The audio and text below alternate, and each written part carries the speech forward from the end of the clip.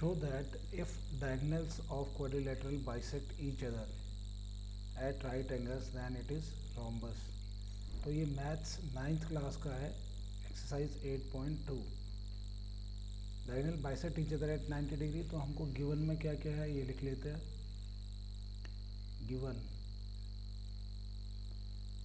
ABCD is quadrilateral, ABCD is a quadrilateral।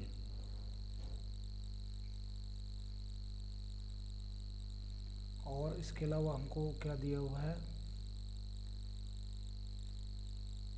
कि diagonal bisect each other at 90 degree. अगर इस point को हम O ले रहे हैं और ये 90 डिग्री है, यहाँ पर ये है O पॉइंट हमारा।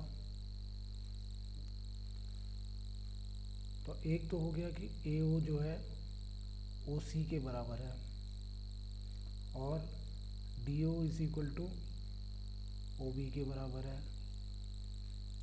इसके अलावा ये सारे एंगल बन रहे हैं 90 डिग्री। तो हम ये भी लिख सकते हैं कि angle AOD is equal to angle DOC is equal to angle COB is equal to angle AOB। और ये सारे के सारे 90 डिग्री हैं, ये भी दिया हुआ क्योंकि diagonal bisect each other at 90 degree. इसके बाद हमको प्रूव करना है। तो सबसे पहले हम दो ट्रायंगल लेते हैं, एक ये वाला ट्रायंगल और एक ये वाला ट्रायंगल लेते हैं और इसको प्रूव कर देते हैं कि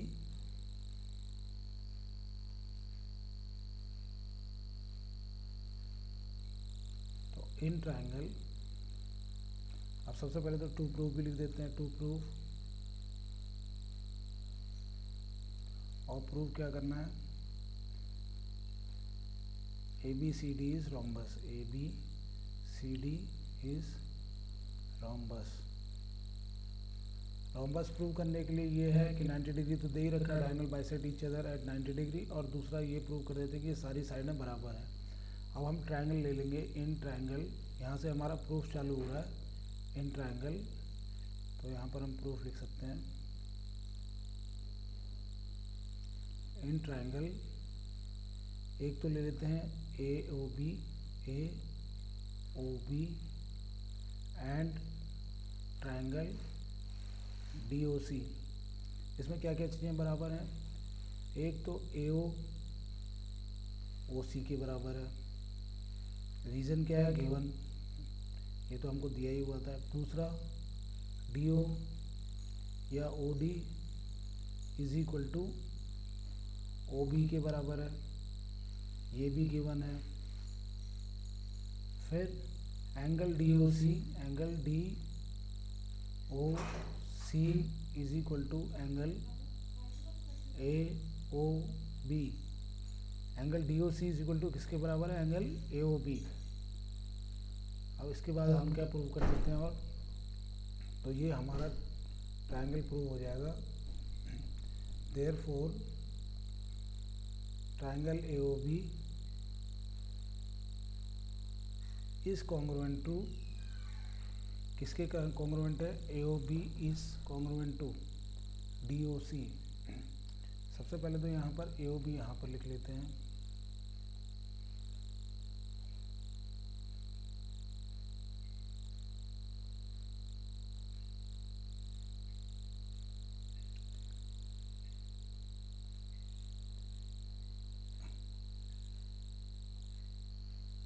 AOB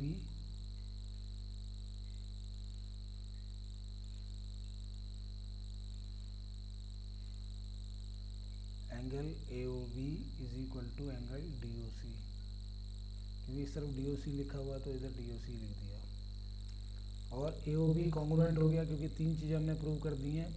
और किस चीज़ से प्रूव हो जाएगा, ये RHS से।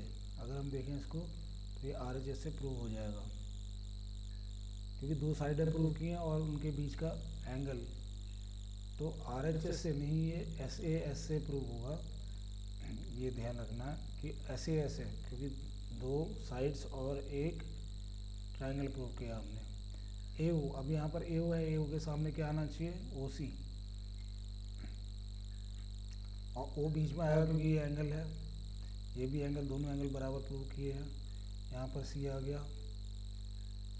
और यहाँ पर आ गया डी, क्योंकि डी बचा सी ओ डी, क्योंकि यहाँ पर जो था ए ओ बी ओ सी के बराबर, फिर ओ डी ओ बी, तो ओ डी के सामने ओ बी आना चाहिए। तो अब हमने सही प्रूव कर दिया, इसको ऐसे लिखा जाएगा।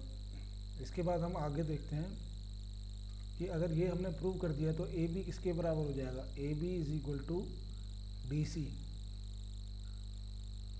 A B is equal to D C. और ये तो कॉन्ग्रुएंसी हमने प्रूव की है एस ए एस कॉन्ग्रुएंसी से, एस एस कॉन्ग्रुएंसी से।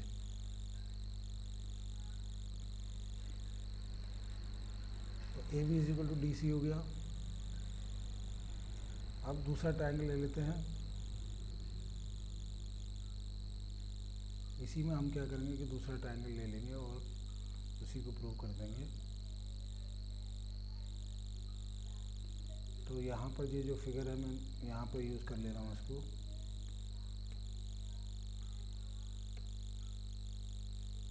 ताकि हमको फिगर दिखती रहे। अब हम ट्रायंगल ले लेंगे। नाउ इन ट्रायंगल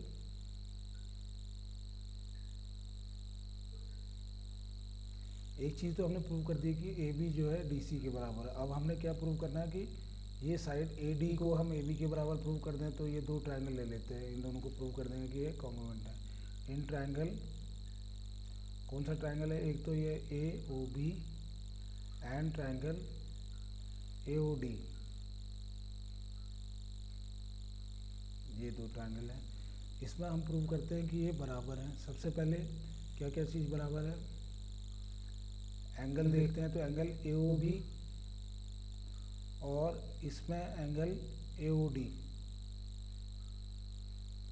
ये बराबर हैं 90 डिग्री। ये हम रीजन लिख देते हैं इसमें 90 डिग्री। दूसरा ए ओ और ए ओ, तो दोनों के लिए कॉमन है ये, तो इसमें लिख दिया कॉमन। दो चीज़ें हो गई हमारे पास 90 डिग्री, एक ये प्रूव कर दिया है। और O D is equal to O B, इसका ओ बी और इसका ओ डी, ये दोनों बराबर होंगे। और बराबर क्यों होंगे, क्योंकि ये तो दिया हुआ है कि डायगोनल बाइसेक्ट ईच अदर। तो दो चीज़ें प्रूव होगी हमारी, तीन चीज़ें प्रूव हो गई हैं। अब हम क्या बोल सकते हैं कि ट्रायंगल ए ओ बी जो है, A O B is congruent to triangle A O B. ओ तो बीच में आना, ओ एंगल, ये जो ओ एंगल है ये तो दोनों के लिए था, तो ओ तो बीच में आएगा क्योंकि यहाँ बीच में आ रहा है। अब देख लेते हैं ए ओ के साथ क्या आना चाहिए, ए ओ के साथ ए ओ आना चाहिए। तो यहाँ ए ओ, फिर यहाँ पर डी आ गया। इससे क्या फ़ायदा हुआ, इससे कॉन्ग्रुएंसी प्रूव हो जाएगी कि सी पी सी टी हमने ऊपर भी लिखना था, ये C P C T congruent parts, corresponding parts of congruent triangles. C P C T का फुल फॉर्म होता है corresponding parts of congruent triangles.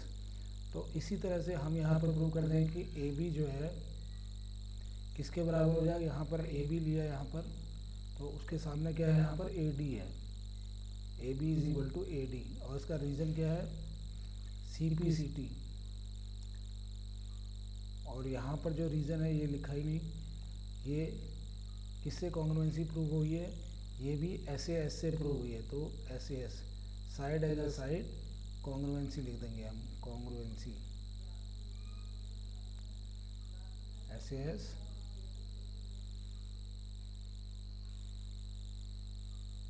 CONGRUENCY congruency. तो ये अब हमने क्या क्या प्रूव कर दिया, हमने प्रूव कर दिया है, एक तो हमने प्रूव किया कि ए डी साइड, पहले वाले में हमने प्रूव किया था कि A B side D C के बराबर है। इस वाले में फर्स्ट लिख देते हैं इसको ऊपर। और ये अगर मैं सेकंड इक्वेशन लिखूं तो इसमें हमने क्या प्रूव कर दिया कि ये साइड ए डी साइड जो है और ए बी साइड दोनों बराबर है, तो ये तीनों साइड तो बराबर हमने प्रूव कर दिया। एक ये साइड, एक ये साइड, एक ये साइड, ये तीनों साइड ने प्रूव कर दिए हैं। सिमिलरली तो हम तीसरा भी प्रूव कर देंगे। सिमिलरली लिख के यहाँ पर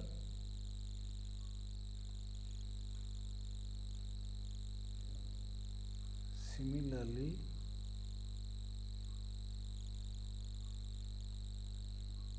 BOC ट्रायंगल इन दोनों में ये प्रूव करते हैं कि ये दोनों कॉन्ग्रुएंट है। सिमिलरली क्योंकि हमने बहुत दो बार प्रूव कर दिया इसको, तो अब हम सिमिलरली लिख सकते हैं। Similarly triangle DOC is congruent to BOC, और रीज़न इसमें भी ये हो जाएगा कि SAS कॉन्ग्रुएंसी वो लिखने की ज़रूरत नहीं है। Therefore DC is equal to BC आ जाएगा। DC और BC ये वाली साइड जो है और ये वाली साइड जो है ये दोनों बराबर आ जाएंगी। अगर हम तीनों को कंबाइन करें तो इससे क्या क्या आ जा रहा है हमारा। फर्स्ट में है AB is equal to DC, तो यहाँ पर हो जाएगा, इसको अगर मैं 3 इक्वेशन लिख देता हूँ थर्ड वाली, तो हमारा हो जाएगा AB is equal to DC। First वाले में अगर हमने देखें तो AB is equal to DC हमने प्रूव किया था, AB is equal to DC। और सेकंड वाले में क्या प्रूव किया, AB is equal to AD, AB is equal to DC is equal to AD, और इज इक्वल टू यहाँ से थर्ड वाले में क्या आया BC। तो सारी साइडें हमने प्रूव कर दी। फ्रॉम यहाँ पर लिखते हैं, फ्रॉम कौन कौन सी इक्वेशन, 1, 2 एंड 3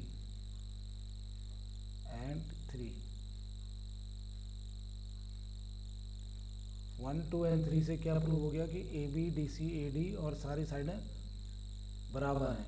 अगर सारी साइडें बराबर हैं, since all sides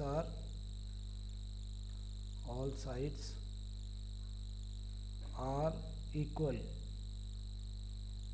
it is a rhombus, it is a rhombus। तो ये हमने rhombus प्रूव कर दिया, क्योंकि diagonal bisect each other at 90 degree, ये तो दिया ही हुआ था। अब हमने खाली ये प्रूव कर दिया कि क्वाड्रिलेटरल में सारी साइडें बराबर हैं।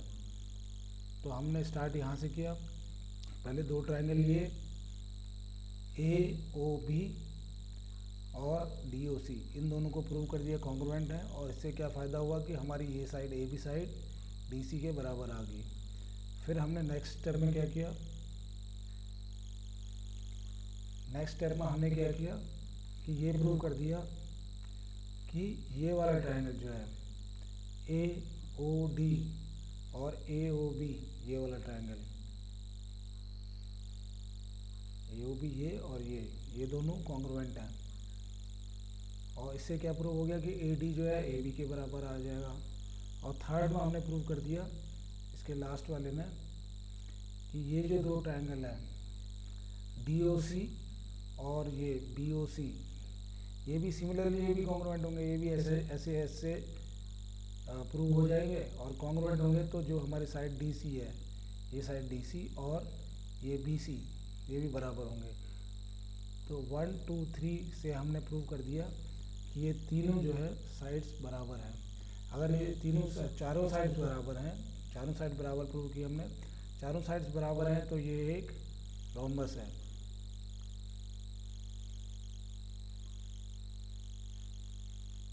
तो ये हमने इस तरह से इसको रोम्बस प्रूव कर दिया।